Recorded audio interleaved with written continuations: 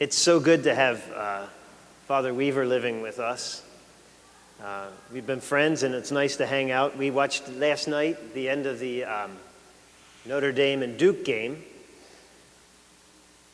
Okay, there's sometimes where it's not nice that he's here because he does not like Notre Dame. And he knows how I feel, and he was hoping for a different result than me, and it was obvious. But anyway, I enjoyed the end. But we've been getting together for a long time since we were in the seminary. And he was assigned to Gettysburg several years ago. And we decided to meet up at an ice cream place down there. And when we got there, it was strange. There was like fire trucks all around. And they told us that we had to go into the back entrance. So we walked in, and it looked like there was this woman sitting on the floor.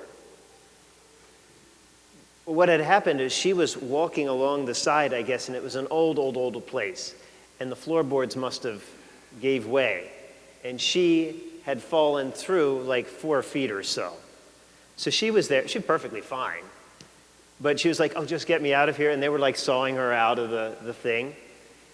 What was weird was there was a line of people just waiting to get ice cream next to this, like the scene of this woman like halfway through the floor. It was ridiculous. But at one point, as she's like down in there, an employee from the ice cream place came over and said, is there anything we can do for you? She said, really? They said, yes. She goes, I'll have 2 scoops of mint chocolate chip ice cream. So as she was sitting there underneath the floor, she was eating her ice cream while these people were, it was the strangest thing, only in Gettysburg. Only in Gettysburg. That place is nuts. Well, how can, like, something bad happen to that woman? Obviously, it wasn't her fault. Something bad happened to her, and yet she got free ice cream. What about the rest of us? We were traumatized by the thing. We didn't even get like a scoop of anything, nothing. But something bad happened to her, and yet she got something good. Something that could have been really bad turned out to be not so bad. She got like $7 worth of free ice cream. How can something good happen after something bad happens? Well, brothers and sisters, this is the Christian faith. This is our Catholic faith. Something good happens to conquer the mess we get ourselves in. And what is that? If you don't mind, brothers and sisters, open up the hymnals to page 115, the bottom, not the song number, but the bottom number, page 115. And there's 115. There's almost at the top, this song that is sung at the Easter Vigil. And the Easter Vigil is the Saturday Mass before Easter that a lot of people come to thinking they'll be able to go to Mass and then get home, but then it's 2 hours. But this song is a very long song. It is sung, it's called the Exultet. Look at these words. O truly necessary sin of Adam, destroyed completely by the death of Christ. O happy fault, O happy sin that earned so great, so glorious a Savior. Something bad happened. Adam and Eve sinned. Something miraculous happened. Because of that sin, and this song calls it a happy sin, a happy fault, a happy instance. Sin is happy? Not particularly, but because of that, we earned a Savior. Because of the sin, we received the remedy, which is more powerful than that sin. This is the good news of the Christian faith, period. Christ conquers all. Christ conquers evil. This is the news that Jesus says in the gospel, the lowest of the low understood immediately.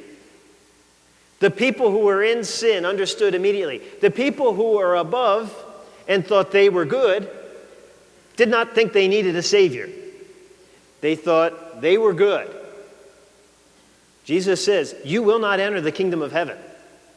Those who know they sin and those who know they need to come back, they're coming in well ahead of you. And believe me, to tell a chief priest or a scribe the prostitutes and tax collectors are going into heaven before they are was the message they needed. Of course, they crucified him for that message. Brothers and sisters, this is our message. Jesus came to defeat sin.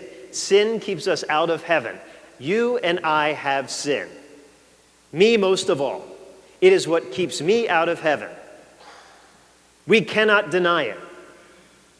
If we deny it, we keep ourselves out of the heavenly kingdom. All he asks is for us to come to him. The last 2 months, the gospel readings have told us this same message. Every gospel tells us the message of sin conquering death, or of Jesus conquering sin. But the last 2 months have been hyper-focused on this. Make no mistake, Jesus' mission was to come to conquer sin, not to show us how to live good lives, not to show us how to be happy people, although he does that by conquering sin. But his mission is to conquer sin. If we do not join ourselves to that mission by the sacraments, especially by confession, brothers and sisters, we do not join ourselves to his mission.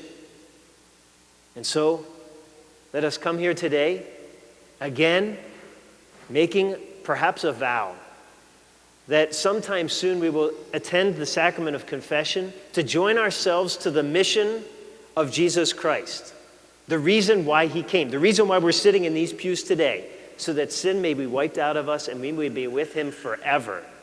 Let us join that procession into the heavenly kingdom, brothers and sisters, and not the one sitting outside. Those are the stakes. He tells us that. Something very good comes out of something evil. And praise be to God for that and for our faith.